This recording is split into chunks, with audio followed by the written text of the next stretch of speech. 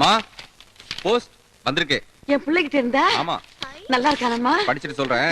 என்ன இருந்தாலும் இல்ல லெட்டர் தான், ஃபாரின் லெட்டர் தான். பிரிக்கிறதுக்கே மனசு வர மாட்டேங்குது. படிப்பா.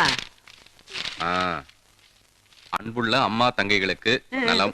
உங்கள் அனைவரின் நலம் அறிய ஆவல். கடிதம் கிடைக்க பெற்றேன். விபரம் அறிந்தேன். மன்னிக்கவும்.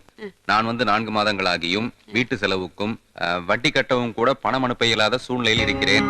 நான் வேலை செய்யும் கம்பெனியில் சம்பள பணத்தை பிடித்து வைத்திருக்கிறார்கள். மேலும் பேசிய சம்பளத்தை கம்பெனியில் தர மறுக்கிறார்கள். மாதம் ரூபாய் 5000 தான். ஏமாற்றி விட்டார்கள். ஏமாத்திட்டாங்களா? இல்லம்மா, அதாவது ஏமாற்றி விட்டார்கள் என்றால் முழுவதுமாக ஏமாற்றவில்லை. இதே பணத்தை வட்டி போட்டு இன்னும் 4 மாதத்தில் நமக்கு கொடுத்து விடுவார்கள். பழனி முருகன் நம்மை காப்பாற்றுவான். எங்கே காப்பாத்துறான்? என் பிள்ளைய கூட்டிட்டு போய் கஷ்டப்படுத்துறானே. குணவதி மற்றும் மாப்பிள்ளை நலமா? குணவதி வீட்டுக்கு வந்து போச்சா? மாப்பிள்ளை பாக்கி நகையை கேட்டால் கொஞ்சம் பொறுத்து கொள்ள சொல்லவும். சொன்னா எங்க கேக்குறான்? முத்து நலமா?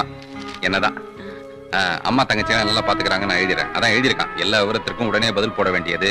இப்படிக்கு சேகர். பின்குறிப்பு: தங்கச்சிங்க கழுத்தில் இருக்கும் நகையை எந்த காரணத்தை கொண்டும் கழட்டி விட வேண்டாம் என்று நான் கேட்டுக்கொள்கிறேன். என்னமாச்சு?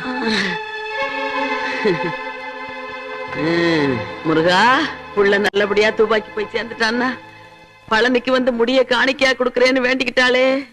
பாவி வரப்பா குடுக்க மாட்டேங்கிறாளேன்னு என் பிள்ளைய சோதிக்கிறியா? வயசான காலத்துல இந்த பாவி வரப்பாளுக்கு என்ன வேண்டிக்கிட்டங்கிறதே மறந்து போயிருது. கொண்டாந்து கொடுத்துறேன்னப்பா, உன் கடனை அடைச்சுப்படுறேன். அதுக்காக என் பிள்ளைய சோதிக்காத. ஏத்தா ருக்கு, ஒரு 4 பேருக்கு ஆகிற மாதிரி புளிச்சோறு கிண்டாத்தா. ஞாயிற்றுக்கிழமை பழனிக்கு போறோம். இது ஞாயிற்றுக்கிழமையா? அத்தா, எனக்கு ஞாயிற்றுக்கிழமை முக்கியமான வேலை இருக்க. உனக்கு வேலை இருந்தா நீ போ. நான் பிள்ளைகளை கூட்டிட்டு போய் என் தலைமுடியை இறக்குனாத்தான் என் பாரம் இறங்கும்.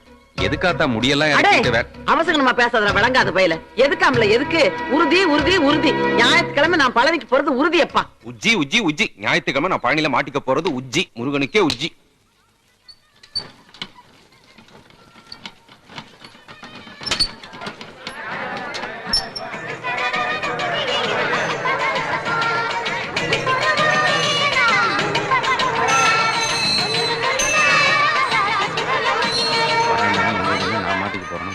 என்னடா வந்ததுல இருந்து தனியா பண்ணாத்திக்கிட்டே இருக்க? அது ஒண்ணு இல்ல, வாங்க யானை கிட்ட போய் ஆசீர்வாதம் வாங்கினா சரியா போயிடும். யாருக்கு? உனக்கா எனக்கா?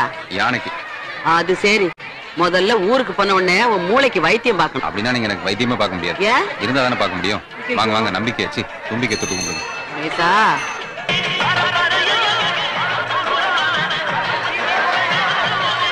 ஏப்பா, அடிவாரம் இந்த பக்கம் தானே? நான் விசாரிச்சுட்டேன். இப்படி போனாதான் பக்கம். அந்த பக்கம்லாம் சுத்தம். பிள்ளைகளை சேர்ந்து வாங்க.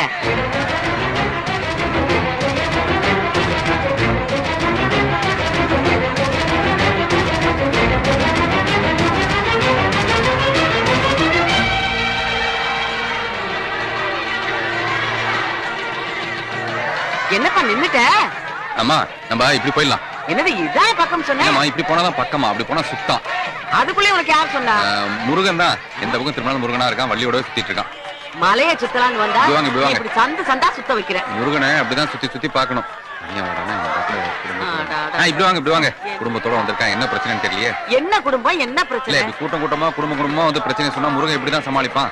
பிரச்சனை வந்தா தானடா முருகனையே தேடி வரோம். இப்போ பிரச்சனை நம்மள தேடி வந்துற போது கோயிலுக்கு வந்தா எப்படி பார்க்கலாம். வாங்க.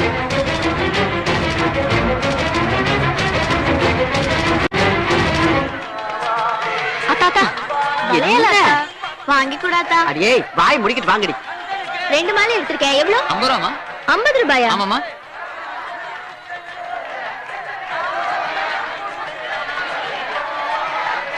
மாலை கசங்காம எடுத்துட்டு வா. ஐயோ, அங்க வேணா, நம்ம இங்கேயே பழம் வாங்கிட்டு போயிடலாம். இது பழம் இல்ல, மாலை. ஓ, மாலையா? சரி, ஒரு மாலை வாங்கிக்கலாம். இந்த இருக்கேப்பா. அது வெளியில இருக்க மூலவருக்கு போடணும்ல, அதுக்குதான். ஒரு காலை எவ்வளவு? ஒரு மாலை எவ்வளவு? 20 ரூபாயா? ஆமாமா.